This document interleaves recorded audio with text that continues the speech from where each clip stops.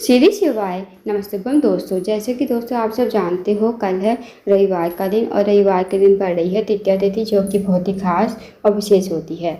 बस दोस्तों आपको 5 गेहूं के दाने से अचूक उपाय करना है। यदि दोस्तों इस उपाय को करते हो ना, आपकी जो भी मनोकामना होगी, चाहे वो धन को लेकर हो, व्यापार को लेकर हो, नौकरी को लेकर हो, या फिर आपके जीवन की कोई अधूरी मनोकामना हो, काफ़ी दिन से अधूरी पड़ी है, तो इस उपाय करने से आपकी मनोकामना भी पूरी हो जाएगी। साथ ही अगर आपके जीवन में कोई समस्या चल रही है धन को लेकर, कर्ज को लेकर, तो वो समस्या भी आपके जीवन से समाप्त हो जाएगी। पूज्य गुरु जी कथा को सुनकर उपाय को अच्छे से समझाने का प्रयास करेंगे। तो आइए दोस्तों जानते हैं उपाय कैसे करना है। दोस्तों पहला जो उपाय है वो है मनोकामना पूर्ति के लिए। यदि आपकी कोई विशेष मनोकामना है धन को लेकर, व्यापार को लेकर, नौकरी को लेकर, तो आप इस उपाय को अवश्य कीजिए। इस उपाय करने के लिए आपको सबसे पहले लेने हैं 5 गेहूं के दाने, जो खंडित नहीं होने चाहिए। साथ ही आपको 1 लोटा जल लेना है तांबे के पात्र में। अब दोस्तों आपको चले जाना है शिव जी के मंदिर में। शिव जी के मंदिर में जाकर सबसे पहले जो आपके पास 5 गेहूं के दाने हैं, उनमें से 4 गेहूं के दाने आपको गणेश जी के स्थान पर समर्पित करने हैं। अब दोस्तों आप सबको पता होगा कि शिव जी का जो पूरा परिवार है वो जलाधारी पर विराजमान है। तो गणेश जी का जो स्थान होता है जलाधारी के राइट साइड पर होता है, वहाँ पर आपको 4 गेहूं के दाने श्री शिवाय नमस्तुभ्यम कहते हुए समर्पित कर देने हैं।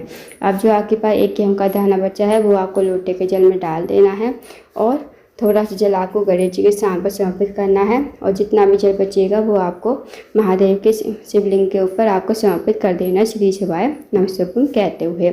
जब आप जल समर्पित करोगे तो साथ ही साथ आपको अपनी मनोकामना भी बोलनी है। जो भी आपकी मनोकामना है, चाहे वो धन को लेकर हो, व्यापार को लेकर हो, नौकरी को लेकर हो, या फिर आपके जीवन की कोई अधूरी मनोकामना काफ़ी दिनों से अधूरी पड़ी हो, मनोकामना बोलिएगा और जल को आपको धीरे धीरे समर्पित कर देना है। 2 मिनट आपको मंदिर बैठना है, श्री शिवाय नमस्तुभ्यम का जाप करना है। फिर आपको भगवान को प्रणाम करते हुए, विनती करते हुए आपको अपने घर पर आ जाना है। तो दोस्तों करके देखिएगा, बहुत ही अचूक विशेष उपाय है। इस उपाय को यदि आप करते हो तो जो भी आपकी मनोकामना होगी वो मनोकामना आपकी अवश्य ही पूर्ण हो जाएगी। अब जानते हैं दोस्तों अगले उपाय के बारे में। दोस्तों अगला जो उपाय है, अगर आपका कोई कार्य है बहुत दिनों से अटका हुआ है, आप किसी कार्य के लिए बाहर जाते हो, आपको उस कार्य में सफलता नहीं मिल पाती है। साथ ही अगर आप नौकरी की तैयारी कर रहे हो और नौकरी आपको नहीं मिल पा रही है, तो आप इस उपाय को अवश्य कीजिए। इस उपाय करने के लिए आपको 1 लोटा जल लेना है तांबे के पात्र में। साथ ही आपको लेने हैं 2 कनेर के फूल, जो पीले कलर के होते हैं ना, वो आपको लेने हैं। अब दोस्तों आपको चले जाना है शिव जी के मंदिर में। इस उपाय को आपको सुबह से लेकर शाम तक कभी भी कर सकते हो। शिव जी के मंदिर में जाकर सबसे पहले आपको 1 लोटा जल शिवलिंग के ऊपर श्री शिवाय नमस्तुभ्यम कहते समर्पित कर देना है। अब जो आपके पास 2 कनेर के फूल हैं, 2 कनेर के फूल को आपको अपने हाथों में रखना है। भगवान से प्रार्थना करनी है कि हे महादेव, मेरे जीवन का ये कार्य है, बहुत दिनों से अटका हुआ है, आप मेरे कार्य को पूर्ण करें। तो आपको ऐसी प्रार्थना विनती करते हुए आपको 2 कनेर के फूल शिवलिंग के ठीक ऊपर समर्पित कर देना श्री शिवाय नमस्तुभ्यम कहते हुए। उसके बाद दोस्तों आपको 2 मिनट मंदिर बैठना है, श्री शिवाय नमस्तुभ्यम का जाप करना है। फिर आपको भगवान को प्रणाम करके, विनती करके आपको अपने घर पर आ जाना है। तो दोस्तों करके देखिएगा, बहुत ही अचूक विशेष उपाय है। इस उपाय को यदि आप करते हो तो जो भी आपकी मनोकामना होगी, जो भी आपका कार्य अटका होगा, वो कार्य आपका पूर्ण हो जाएगा। अब जानते हैं दोस्तों अगले उपाय के बारे में। दोस्तों अगला जो उपाय है, अगर आपके घर में कोई व्यक्ति काफ़ी लंबे समय से बीमार पड़ा है, उसकी जो बीमारी है दूर होने का नाम ले रही है, तो इस उपाय को अवश्य कीजिए।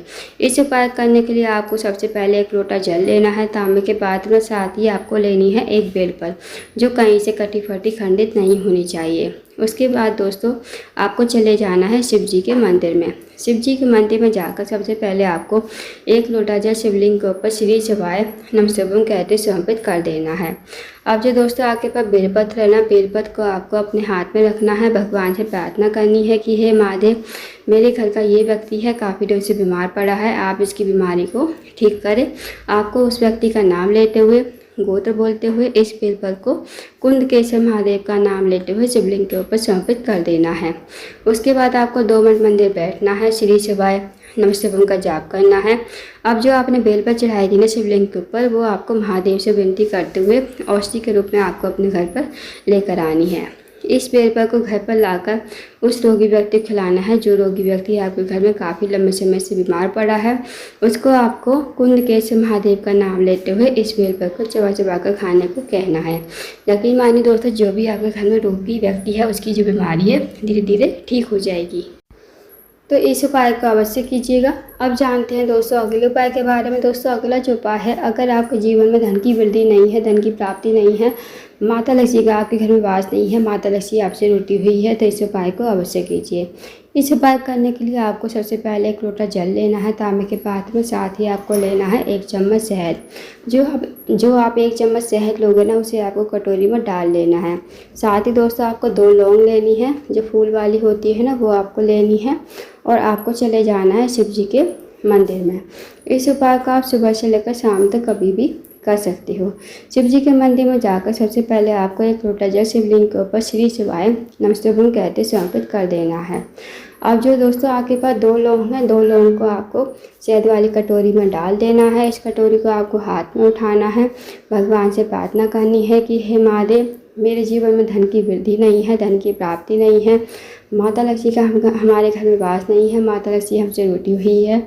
आप कुछ ऐसी कृपा करें कि हमारे जीवन में धन की वृद्धि हो, धन की प्राप्ति हो और माता लक्ष्मी हमारे घर में वास करे। तो आपको ऐसी प्रार्थना विनती करते हुए 2 लौंग और शहद को आपको शिवलिंग के ठीक ऊपर श्री शिवाय नमस्तुभ्यं कहते समर्पित कर देना है।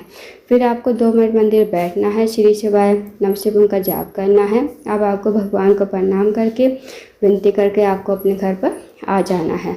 तो दोस्तों करके देखिएगा, बहुत ही अचूक इस उपाय है। इस उपाय के लिए आप करते हो तो जो भी आपके जीवन में धन की समस्या होगी वो समस्या आपकी दूर हो जाएगी। तो करके देखिएगा, बहुत ही अचूक इस उपाय है। तो दोस्तों ये थे कुछ विशेष उपाय जो आपको रविवार के दिन करने हैं। इन उपाय को अवश्य कीजिएगा। अगर आपको जानकारी पसंद आई हो, वीडियो को लाइक करना, शेयर करना, चैनल को जरूर सब्सक्राइब करना, कमेंट बॉक्स में श्री शिवाय नमस्तुभ्यं हर हर महादेव जरूर लिखना।